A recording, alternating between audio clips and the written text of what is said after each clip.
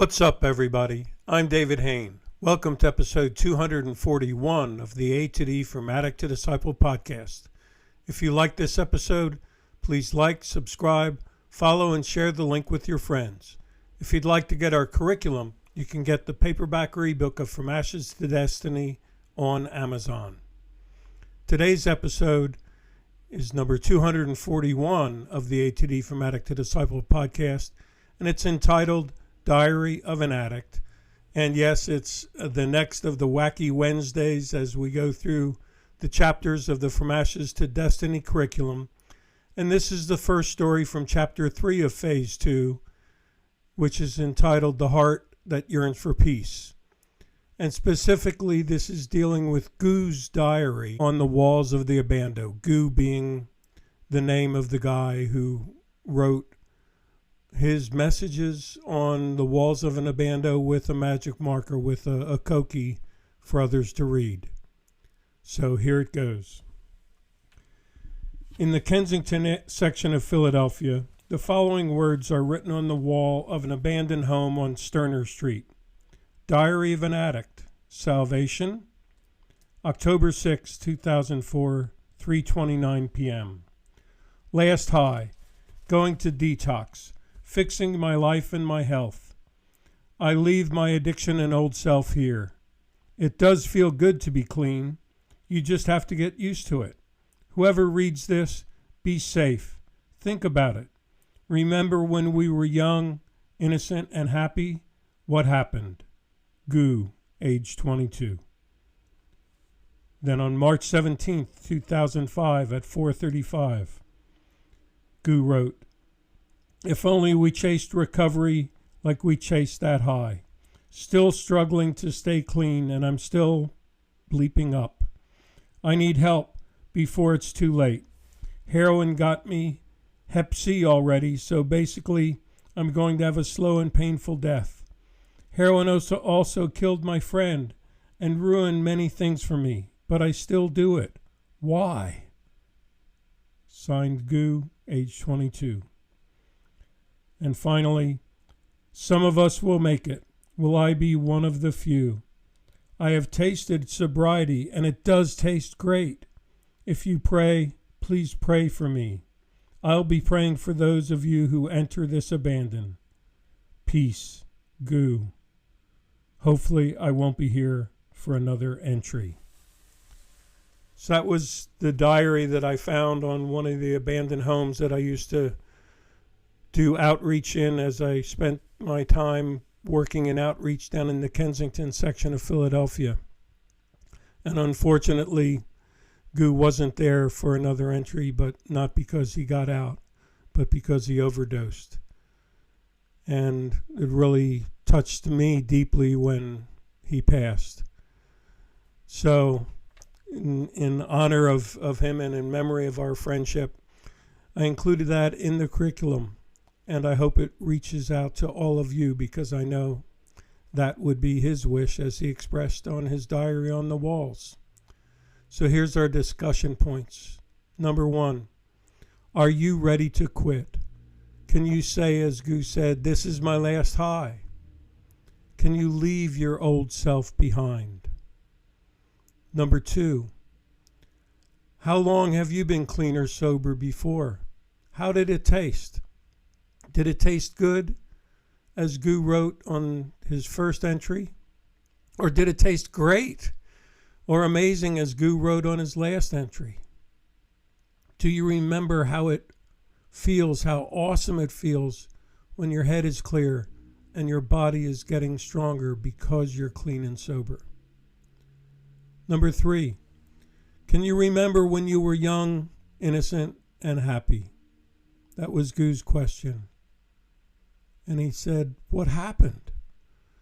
So I want to ask you, are you ready to fight to get that young, innocent, and happy stuff back? And what would it look like for you to fight for that?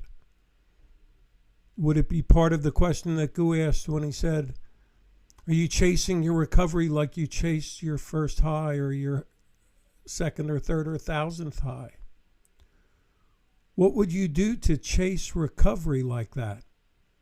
Are you ready to commit to putting in that effort into recovery? That you chase the people who are helping you in recovery the way you chased your dealer and your drug of choice. Number 5, Gu admitted he needed help, and that's why he went to detox. Do you need help? Do you feel it may be too late? Do you wonder how many more runs you have left in you? Are you looking for a crutch to allow you to just keep dipping and dabbing to say, well, I am trying? Or do you truly want help to find healing and begin tasting the greatness of being clean and sober? Number 6, what has addiction ruined in your life? Gu mentioned that he got Hep C and he saw it as a death sentence, so to speak. So I want to ask what it ruined in your life, and what sort of sentence has it's put on your life and your outlook for your life. Number 7, Gu asked, why do I still do it? I know all the benefits of being clean and sober. I know the joy of sobriety. I know that attempt to bring back my youth, my innocence, my happiness. But why do I still do it? Why do I keep messing up? Can you answer that question honestly to yourself and to those you're working with in a group setting, in a rehab, in a homeless shelter, or in counseling, wherever you are? Have you seen others who have made it? Gu said he saw others who have made it, and it left him with the question, will I be one of the few who can make it? So when I ask you, do you believe that you can be next? That not just one of the few, can you be the next one who makes it? Can you commit to that? Can you take those steps to say, I want to be the next one who makes it, and I'm going to chase my recovery like I chased my high? Gu closed his diary with the word peace in big, big letters, larger than any other letters he had written on that wall. So I want to ask you, are you yearning for peace in your life? Can you admit that there's no peace in addiction? That in all of your years of addiction, the best you had was temporary absence of chaos. And that came probably when you were high, where it just numbed your thoughts and feelings and pain. And I guess finally, I'd ask the closing question of, what would peace look like to you? If peace is important, if you want to end the chaos, if you want to step out of the chaos, I want to ask you, what would peace look like to you? How would you recognize it? And once you recognize it and you can define it and say, yes, I want it, how will you protect your peace at all costs? Can you begin to make decisions to say, look, I'm yearning for peace. I know what I need to do. And the drive for peace, the protection of my peace, will control my decision making from this point going forward. Thanks for listening to this episode of the A to D From Addict to Disciple podcast. If you were saying that's me, then it's time now to reach out and join a group.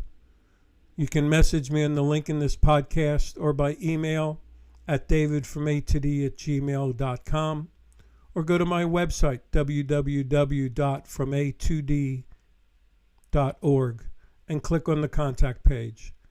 You can leave your comments on Spotify or whatever platform you're listening on. But keep listening to future podcasts, keep digging in, and as always, stay safe and stay resilient.